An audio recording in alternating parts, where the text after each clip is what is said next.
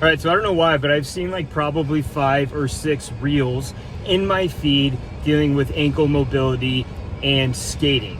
These coaches promise better skating if you work on ankle mobility. So they're doing things like the knees over toes guide, making sure that you're getting very aggressive shin angles in an effort to create more ankle mobility. Now, ankle mobility is not a bad thing. Ankle mobility is a great thing. You should work to have very mobile ankles, and hockey players probably should work a little bit harder than a lot of other sports due to the fact that they play a sport in a boot, a very stiff boot.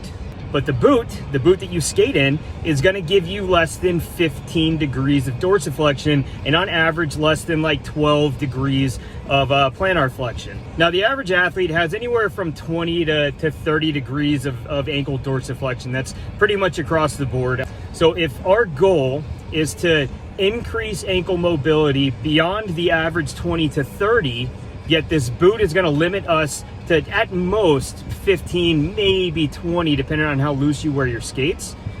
How is increasing ankle mobility going to make me a better skater? Answer, it won't. What's going to make you a better and more efficient skater is actually hip mobility. Now, you could make the argument that increased mobility in the ankles is going to have effects up the chain that could allow you to have somewhat better hip mobility, but to take all the time that it takes to deal with ankle mobility and increasing ankle mobility beyond something that's going to be beneficial to the athlete or really even beneficial to orthopedic health is such a fool's errand in an exercise in futility when we are struggling with our hips. Now, most youth hockey players have the hip mobility of an aging geriatric population, so your ankles should be the lowest on the totem pole as far as mobility work goes. Take that time that you're spending on your ankles and devote a lot more of it to the hips, and you will actually become a better, more efficient skater.